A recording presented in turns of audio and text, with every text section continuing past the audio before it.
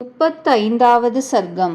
ஸ்ரீ ராம லக்ஷ்மணருடைய அவயவ லக்ஷணங்களை கூறுதல். வைதேகி வானரோத்தமரிடத்தினின்று அந்த ராம விருத்தாந்தத்தை கேட்டதுமே மதுரமான மொழியால் பின்கண்ட அன்பு மிகுந்த வச்சனத்தை மொழியலுற்றாள். உமக்கு ஸ்ரீ ராமருடன் சேர்க்கை எங்கே? லக்ஷ்மணனை எங்கனம் அறிவீர்? வானரர்களுக்கும் நரர்களுக்கும் கூட்டுறவு எவ்வாறமைந்தது? வானரா, ஸ்ரீ ராமருடையவும் லக்ஷ்மணருடையவும் லக்ஷணங்கள் எவைகளோ அவைகளை மீண்டும் ஓர் தடவை விவரமாய்ச் சொல்லும். என்னிடம் துயரம் புகுற இடமிருக்காது. அந்த ஸ்ரீ ராமருடையவும் அப்படியே லக்ஷ்மணருடையவும் ஆகாரம் எத்தன்மையது? அழகு எவ்வண்ணத்தது? துடைகள் எவ்வண்ணமானது? புஜங்கள் எவ்வண்ணமானது? எனக்கு சொல்லும்.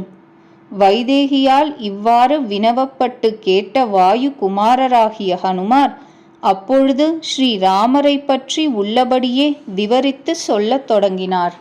கமலத்திகள் போன்ற கண்களை உடையவளே விஷாலாட்சி, ஓ வைதேகி, என்னை பாக்ய வசத்தாலன்றோ தெரிந்து கொண்டு பர்த்தாவினுடையவும் லக்ஷ்மணருடையவும் சந்நிவேஷத்தை கேட்கலுற்றீர்.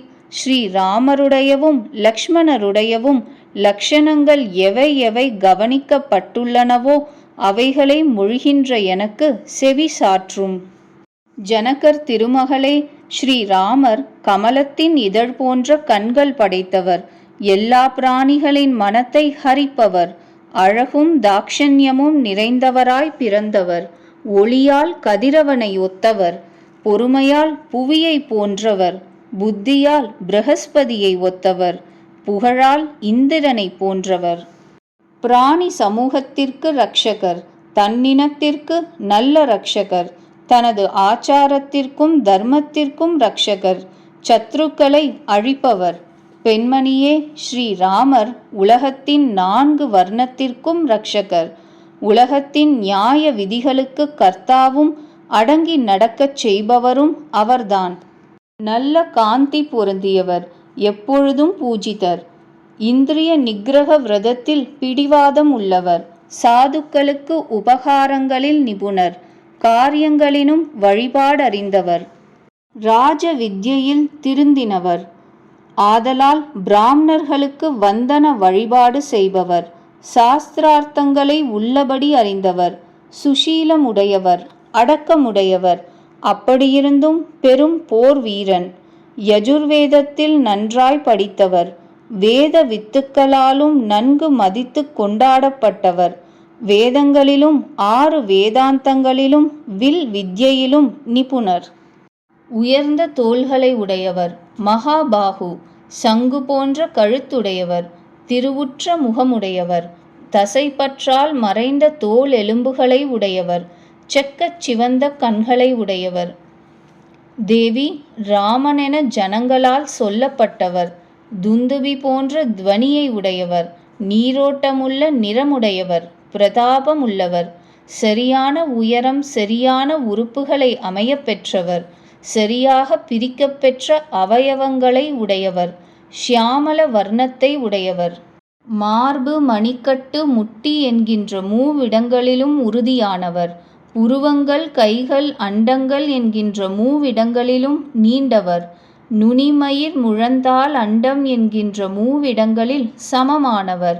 வயிறு, நாபி, மார்பு என்கின்ற மூவிடங்களிலும் உயர்ந்திருப்பவர். கடைக்கண், நகம், அகங்கை, கால் என்கின்ற 3 இடங்களிலும் சிவந்திருப்பவர். பேச்சு, நடை, பிரபுத்துவம் என்கின்ற 3லும் எப்பொழுதும் அகோச்சரமாயிருப்பவர். வயிற்றிலும் கழுத்திலும் 3 மடிப்புள்ளவர். முலைகள், முலைக்கண், பாத ரேகை என்கின்ற மூவிடங்களும் பள்ளமாயிருப்பவர். கழுத்து, முதுகு, முழங்கால் என்ற மூவிடங்களிலும் குறுகியுள்ளவர். 3 சுழி லக்ஷணங்கள் பொருந்திய திருமுடியை உடையவர். அடிக்கட்டை விரலில் 4 வேத ரேகைகள் அமைந்தவர். நெற்றியில் 4 ரேகைகளை உடையவர். 4 முழம், அதாவது 8 அடி உயரமுள்ளவர். கைகள், முழங்கால்கள், தொடைகள், கன்னங்கள் என்கின்ற 4ம் சமமாயிருப்பவர். புருவங்கள், நாசிகை துவாரங்கள், கண்கள், செவிகள், உதடுகள், முலைகள், முழங்கைகள், மணிக்கட்டுகள், முழந்தாள்கள், விருஷணங்கள், இடுப்புகள், கைகள், கால்கள், பின்தட்டின் மேற்றம் என்கின்ற 14 இரட்டையும் சமமாயிருப்பவர். 4 கோரை பற்களை உடையவர். சிங்கம், புலி, யானை, ரிஷபம் என்கின்ற 4ஐயும் மொத்த நடை உடையவர். பெருத்தழகிய உதடுகளையும் கன்னங்களையும் மூக்கையும் உடையவர். கேசம், கண், பல், தோல், உள்ளங்கால் என்கின்ற 5ம் பளபளப்புள்ளவர். உடல், கைகள், கால்கள், விரல்கள், மூக்கு, கண் ஆகியவை நீண்டுள்ளவர். ஸ்ரீ ராகவர் முகம், வாய், கண்கள், நாக்கு, உதடு, தவடை, ஸ்தனம், நகம், கை, கால் இவைகள் தாமரை புஷ்பம் போன்றிருப்பவர். மார்பு, தலை, நெற்றி, கழுத்து, தோள், புஜம், உந்தி, பக்கம், குரல் என்கின்ற 10ம் பருத்தவர். பிரதாபம், கீர்த்தி, செல்வம் என்கின்ற 3னாலும் எங்கும் வியாபித்தவர். பற்களும் கண்களும் வெளுத்தவர். கக்ஷம், வயிறு, மார்பு, மூக்கு, புஜம், நெற்றி என்ற 6 இடங்களிலும் உன்னதமானவர். தலைமயிர், மீசை, நகம், தேக ரோமம், சர்மம், விரல்கள், புத்தி, திருஷ்டி என்கின்றவற்றிலும் நுட்பமானவர்.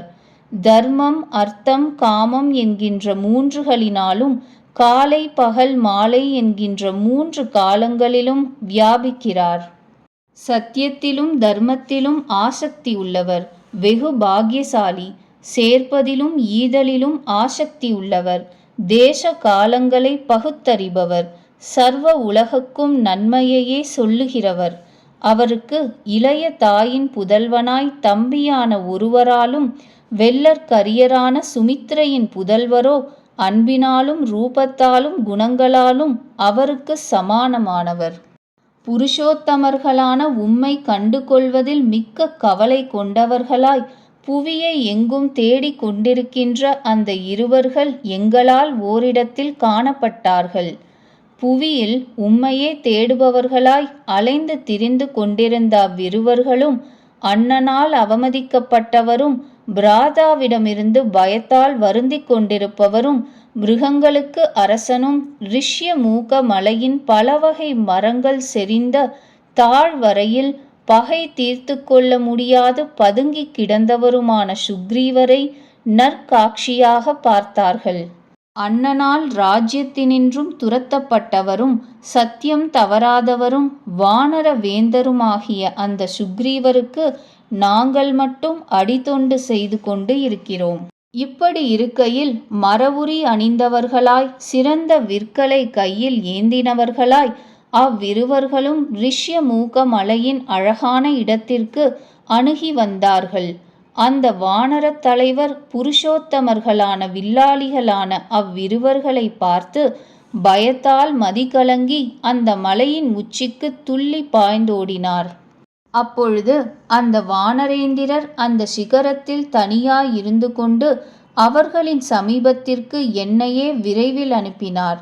சுக்ரீவரது உத்தரவுபடி நான் கை கூப்பியவனாய் ரூப லட்சணங்கள் அமைந்தவர்களும் புருஷோத்தமர்களுமான அவ்விரு பிரபுக்களுக்கு விஷயம் தெரிவித்தேன்.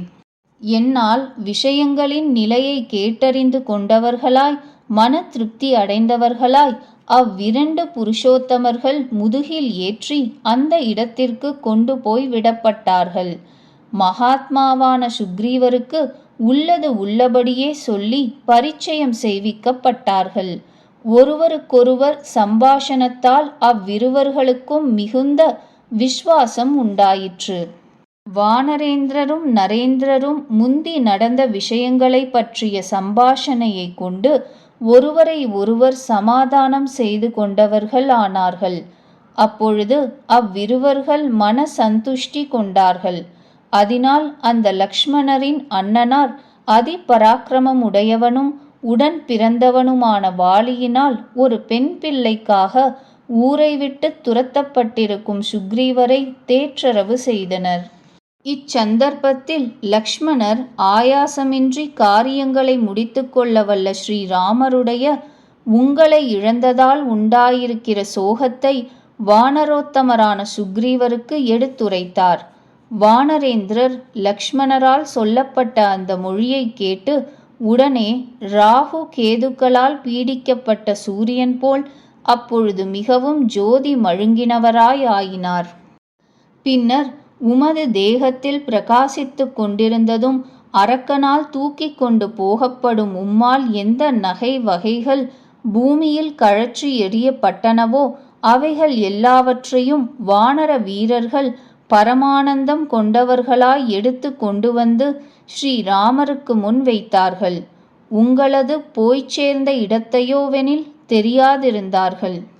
அவர் பிரக்ஞையற்றிருக்கையில் ஸ்ரீராமருக்கு கணீரென்று ஒலி செய்து கொண்டு கீழே சிதறியவைகளாய் எந்நாளும் பொறுக்கி வைக்கப்பட்ட அவைகளும் ஆதீனம் ஆக்கப்பட்டன. மிகவும் கண்ணுக்கழகான அவைகளை மடியில் வைத்துக்கொண்டு உமது காதலனும் தேவதை போலிருக்கிற அவரால் பலவாறாய் நினைத்து நினைத்து வருத்தமுறப்பட்டது.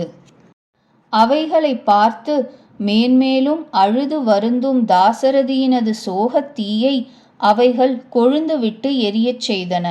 துக்கத்தில் மூழ்கிய மகாத்மாவான அவரால் வெகுநேரம் கீழே படுத்திருக்கப்பட்டது. பலவித வார்த்தைகளால் வெகு வருத்தப்பட்டு என்னாலேயே மீளவும் எழுப்பப்பட்டார். லக்ஷ்மணரோடு கூடிய ஸ்ரீராகவர் மிக மேன்மையுள்ள அவைகளைக் கண்டு சுக்ரீவருக்கு திருப்பி திருப்பி காட்டி சேர்ப்பித்து விட்டார்.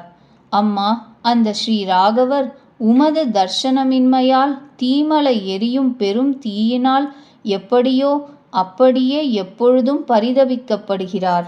உமது நிமித்தமாக துயிலின்மையும் சோகமும் சிந்தையும் அக்னிகள் அக்னிஹோத்திர கிரகத்தைப் போல மகாத்மாவான அந்த ஸ்ரீராகவரை எரிக்கின்றன.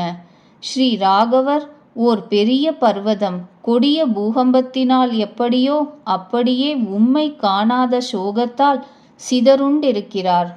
ராஜகுமாரி, அழகான சோலைகளிலும் நதிகளிலும் மலையின் அருவிகளிலும் உலாவியும் உம்மை காணாதவராய் மன சந்துஷ்டியை அடையாதிருக்கிறார். ஜனகர் திருமகளே, மானிட புலியான அந்த ஸ்ரீராகவர் ராவணனை மித்திர பந்துக்களுடனே சேர்ந்து வதைத்து உம்மை சீக்கிரமே பெற்று கொள்ளப் போகிறார்.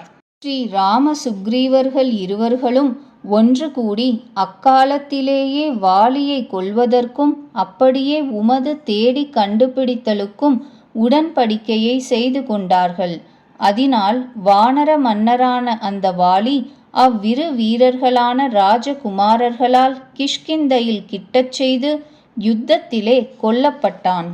ஸ்ரீராமர் யுத்தத்தில் வலிமையினால் வாலியை கொன்று அதின்மேல் எல்லா கரடி வானர சங்கங்களுக்கு சுக்ரீவனை இறைவனாக ஆக்கினார்.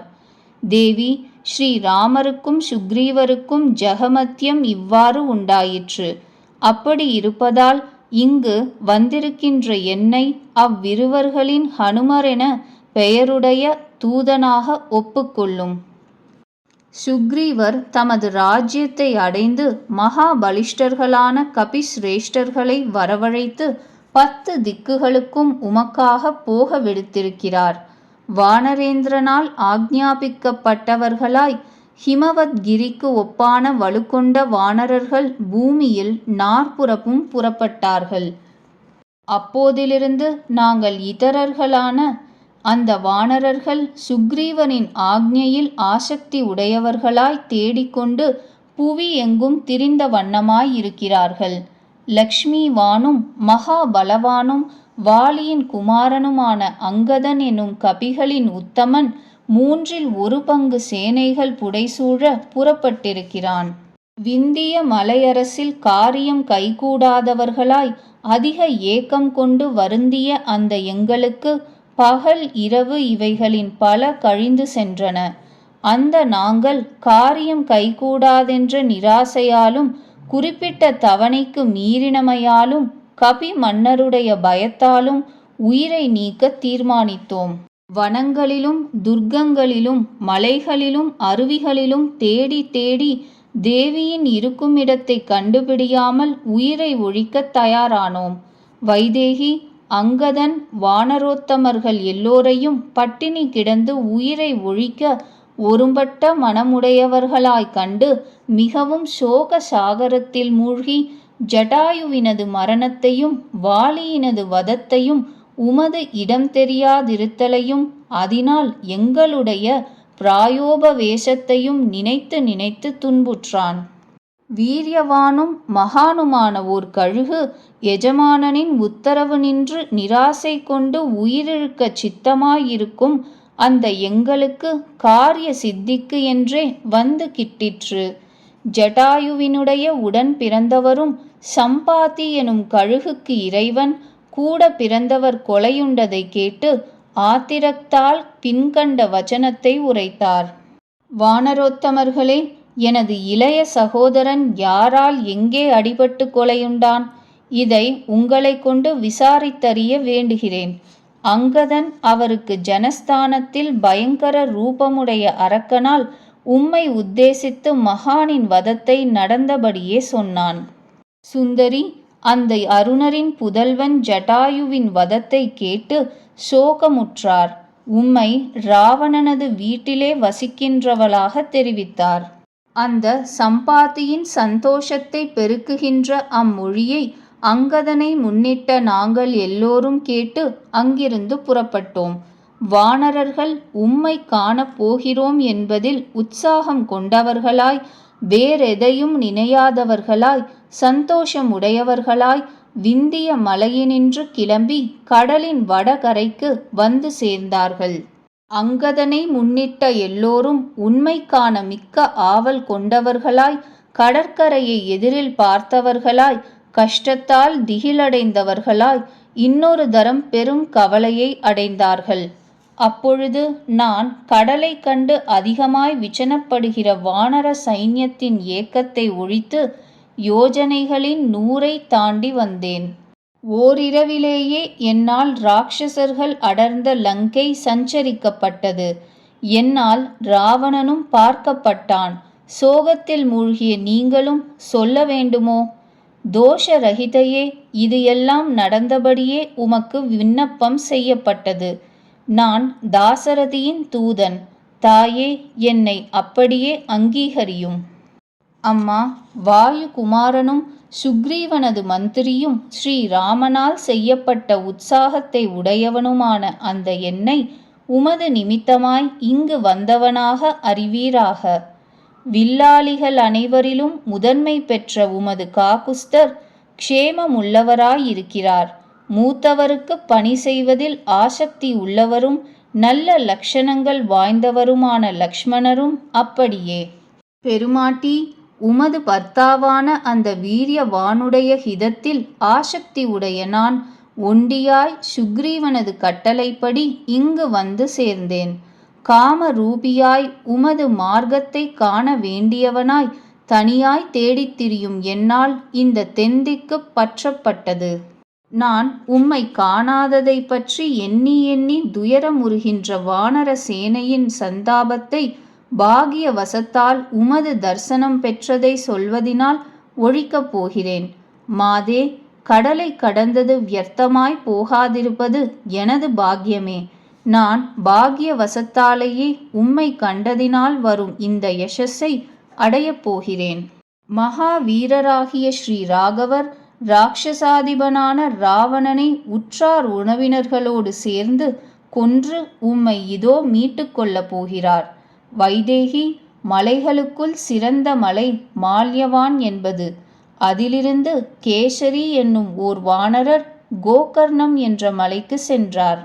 இது இப்படி இருக்க, வருண பகவானின் புனித க்ஷேத்திரத்தில் தேவரிஷிகளால் ஆக்ஞாபிக்கப்பட்டவராய் சம்பசாதனன் என்னும் அசுரனை சம்ஹாரம் செய்த அந்த பெரு வானரர் எனது தந்தை. மைதிலி, அந்த வானரரின் மனைவியினிடத்தில் நான் வாயுதேவனால் உண்டாக்கப்பட்டேன். என் செயலை கொண்டே ஹனுமான் எனும் உலகில் பெயருடையவன் ஆனேன். புண்ணியவதியே, தேவி, வைதேகி, என்னால் இது விஷயத்தில் நம்பிக்கை உண்டாவதன் பொருட்டு நாயகரின் குணங்கள் எடுத்துரைக்கப்பட்டன. ஸ்ரீ ராகவர் உம்மை விரைவிலேயே இங்கிருந்து கொண்டு செல்லப் போகிறார். சோகத்தால் மெலிவுற்ற சீதை இப்படிப்பட்ட ஏற்ற காரணங்களாலும் உச்சிதமான அடையாளங்களாலும் நம்பிக்கை உண்டாக்கப்பட்டவளாய் அவரை தூதர் என உறுதி கொள்கிறாள். ஜானகி ஒப்பில்லாத ஆனந்தத்தையும் அடைந்தவளாய் மிகுந்த சந்தோஷத்தினால் வளைந்த இமை சூழ்ந்த கண்களிலிருந்தும் ஆனந்த பாஷ்பத்தை பெருகவிட்டாள். அந்த விசாலாட்சியின் சிவந்து வெளுத்த நீண்ட கண்களை உடைய அழகிய ஒப்பற்ற திருமுகம் ராகுவினின்று விடுபெற்ற சந்திரன் போல் விளங்கிற்று. அவள் வானரரை ஹனுமார் என்றே சந்தேகமின்றி திடனுற்றாள். வேறாய் நினைக்க இடமும் இல்லை. ஹனுமார் குளிர்ந்து காட்சிக்கின்ற அவளை பார்த்து இந்த சந்தர்ப்பத்தில் சொல்ல வேண்டியதில் பாக்கியுள்ளதை மொழிந்தார். மைதிலி, உமக்கு இது முற்றிலும் உள்ளபடி தெரியச் செய்யப்பட்டது. மனோதைரியம் கொள்ளும். நானும் மீண்டும் விடை கொள்ளுகின்றேன். அல்லது என்ன செய்ய வேண்டும்? உமக்கு எப்படி திருவுள்ளம் இருக்கிறது? மைதிலி, மகரிஷிகளின் நியமனத்தால் வானர வீரனால் சம்பசாதனன் என்ற அசுரன் போரிலே சம்ஹரிக்கப்படவே அதனால் வானர ரூபமாயே வாயுவுக்கு பிறந்தவனும் பிரபாவத்தால் அவரை ஒத்தவனுமாகவே ஆகிறேன். 35வது சர்க்கம் முற்றிற்று.